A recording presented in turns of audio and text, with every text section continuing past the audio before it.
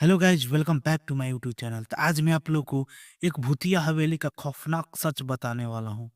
अनजानी राहों पर रवि, नीला और अर्जुन घनिष्ठ मित्र थे। उन्हें एडवेंचर का बहुत शौक था।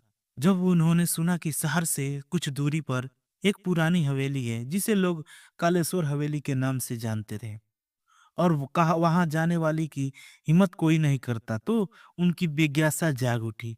कहते हैं वहां रात को अजीब अजीब आवाजें आती है। अर्जुन ने कहा, अफवाह हो गई, चलो खुद देखते हैं, रवि ने उत्साह से कहा। वे तीनों रात के 10 बजे अपनी गाड़ी लेकर हवेली की ओर निकल पड़े। हवेली का रास्ता सुनसान था, चारों ओर घना जंगल और दूर दूर तक सन्नाटा पसरा रहा था। जैसे जैसे वे हवेली के करीब पहुंचे, ठंडी हवा तेज होने लगी। हवेली का गेट टूटा हुआ था और अंदर घना अंधेरा था। दीवारों पर काले धब्बे थे और किसी ने खून से कुछ लिखा हो। अचानक एक जोरदार आवाज आई और हवेली का दरवाजा अपने आप खुल गया। शायद हवा से खुला होगा, नीला ने कहा, लेकिन आवाज में उसकी डर झलक रहा था। वे अंदर घुसे और टॉर्च जलाए। दीवारों पर धुंधली आकृतियां बनी थी और कोने में मकड़िया जाले फैले हुए थे। तभी अचानक एक जोरदार चीख गूंजी। वो तीनों घबरा गए और चारों ओर देखने लगे। अर्जुन ने धीरे से कहा, कोई हमें देख रहा है? मतलब? रवि ने पूछा। मुझे महसूस हो रहा है कि कोई परछाई हमारे पीछे घूम रही है, अर्जुन ने कहा। वे हवेली के मुख्य हॉल में पहुंचे जहां एक बड़ा दर्पण टंगा था। जैसे ही रवि ने उसमें देखा, उसे लगा कि उसमें कोई काली आकृति झलक रही है। अचानक दर्पण हिलने लगा और उसमें एक कंकाल जैसी आकृति बाहर निकल आई। नीला चीख पड़ी, भगवान के, यहाँ से चलो, मिल निकलते हैं। परंतु दरवाजे अपने आप बंद हो गए। हवेली की दीवारों से खून टपकने लगा और कहीं से बच्चों की हंसी सुनाई देने लगी। तभी एक पुरानी किताब जमीन पर गिरी। अर्जुन ने उसे उठाया और पढ़ने लगा।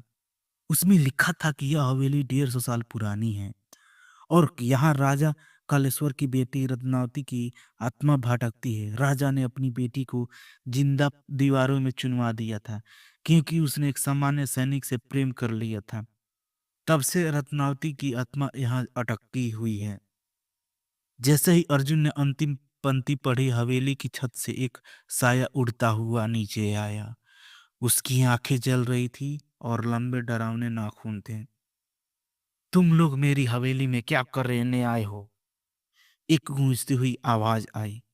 रवि कांपते हुए बोला, हम सब देखने आए थे, हमें माफ कर दो, अब तुम यहाँ से जिंदा नहीं जा सकते। वह साया गुराया।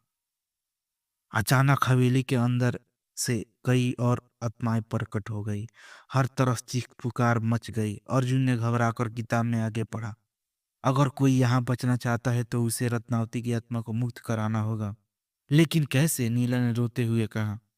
हमें राजा की तलवार ढूंढनी होगी और रत्नावती की आत्मा को उसकी समाधि तक पहुंचाना होगा, अर्जुन ने कहा।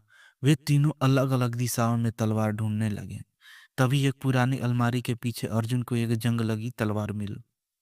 यही है, उसने खूनी से कहा।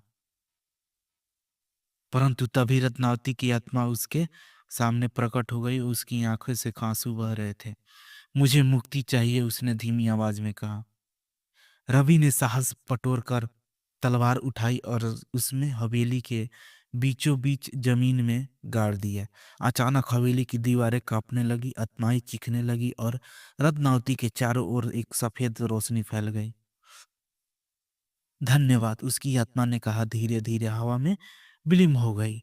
हवेली की अंधेरी रात अचानक शांत हो गई। दरवाजे खुल गए और हवेली की बदबू भी गायब हो गई। तीनों मित्र एक दूसरे को ओर देखने लगे। चलो अब यहाँ से निकलते हैं, रवि ने कहा। वे जैसे ही हवेली के बाहर निकले, सूरज की पहली किरण आसमान में फैलने लगी। पीछे मुड़कर देखा तो हवेली अब सिर्फ एक उजड़ी हुई इमारत की तरह लग रही थी, जैसे कुछ हुआ ही ना हो। लेकिन क्या सच में सब कुछ खत्म हो चुका था? क्योंकि हवेली के अंदर ये सब की भी किसी के हंसने की हल्की आवाज आ रही थी। तो आप लोग को कहानी कैसे लगी कमेंट करके जरूर बताइए अगले पार्ट के लिए। और मैं मिलूंगा आप लोगों से अगले वीडियो में, तब तक के लिए